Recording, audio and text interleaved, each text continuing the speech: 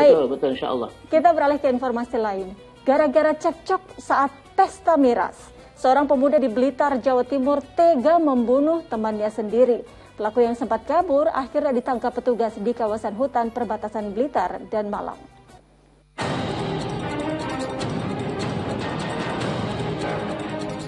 Tim Reskrim Polres Blitar menangkap Muhammad Zainal Arifin, 22 tahun, warga Kecamatan Ulinggi, Kabupaten Blitar. Zainab disangka membunuh Arsya Muhlisin, 31 tahun, warga Kecamatan Gandung Sari, yang tak lain adalah rekannya sendiri. Hasil pemeriksaan polisi, korban yang berpesta miras dengan pelaku tersinggung dengan perkataan korban. Pelaku lantas mengambil pisau dapur dan menusuk bagian leher korban hingga korban tewas. Kepada petugas, pelaku mengaku kesal dengan perbuatan korban yang berniat memutus tali pertemanan. Saat sudah mabuk, ada ketersinggungan karena ada omongan korban yang menurut pelaku itu menyinggung dan membuat dendam. Lalu pelaku pada saat kondisi tidak dalam kondisi normal, pengaruh dari miras, saat itu juga mengambil pisau di dalam rumahnya, lalu mengejar pelaku yang berada di pinggir jalan. Guna mempertanggungjawabkan perbuatannya, tersangka akan dijerat dengan pasal 338 dan 340 KUHP tentang pembunuhan dengan ancaman hukuman seumur hidup. Nur Rahmadan melaporkan dari Blitar, Jawa Timur. Astagfirullahaladzim, padahal sudah diingatkan berkali-kali bahwa minuman keras adalah pemicu timbulnya tindak pidana kekerasan yang lain. Ustaz, Islam sangat jelas sekali melarang mengonsumsi minuman keras yang memabukkan. Nah, lantas bagaimana hukum orang yang menjual dan juga memproduksinya?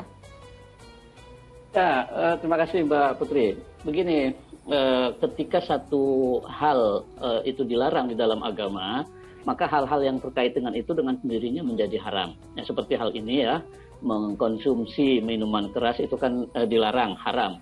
Maka perbuatan memproduksi, memperdagangkan, menjual belikan, atau kita beli tapi kita kasih orang untuk mengkonsumsi, atau hal-hal yang mendukung itu semua sama dosanya. Kita ada andil kita ketika kita melakukan salah satu dari perbuatan itu, walaupun kita tidak minum.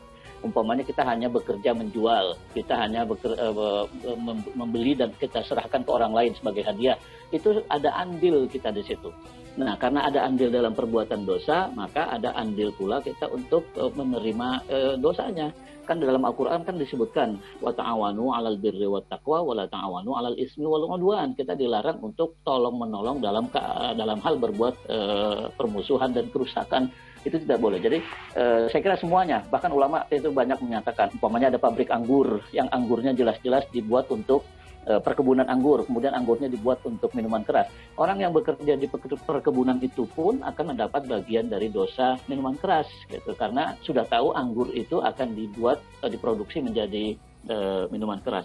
Jadi hindarilah, saya kira jangan sampai kita berperan di salah satu dari rantai produksi dan konsumsi minuman keras itu. Sebisa mungkin jangan, karena akan dapat bagian dosanya kita di situ, Mbak Putri.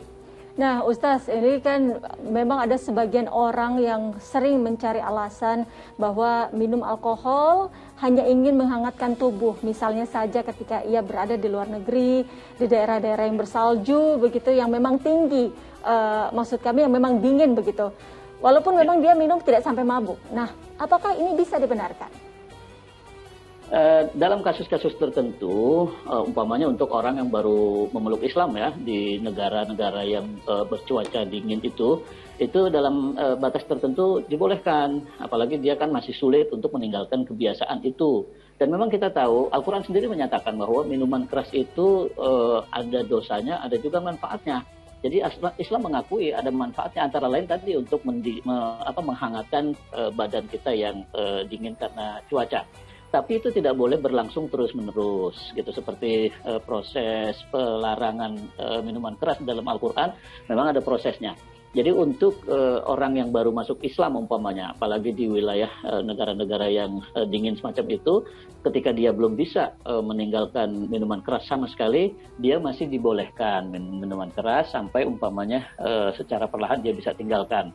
Nah, Al-Quran sendiri kan menceritakan begitu, ada tahapan-tahapannya. Pertama dikatakan seperti tadi bahwa minuman keras itu ada manfaatnya walaupun dosanya lebih besar.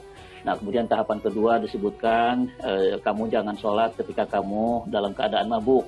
Artinya kan mabuk itu masih ditoleransi saat itu. Sehingga orang yang mabuk nggak usah sholat berjamaah di masjid. Lama-lama orang yang karena ingin sholat, karena ingin bersama Rasul, lama-lama mereka meninggalkan minuman keras.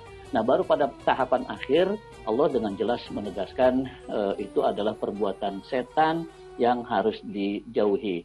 Nah, ini sudah yang kejadian-kejadian yang sering kita dengar dalam berita-berita semacam ini sudah bukti yang sangat jelas bahwa unsur setannya di situ sangat nyata. Bahwa setan memang menghendaki kita saling bermusuhan antar sesama kita melalui minuman keras.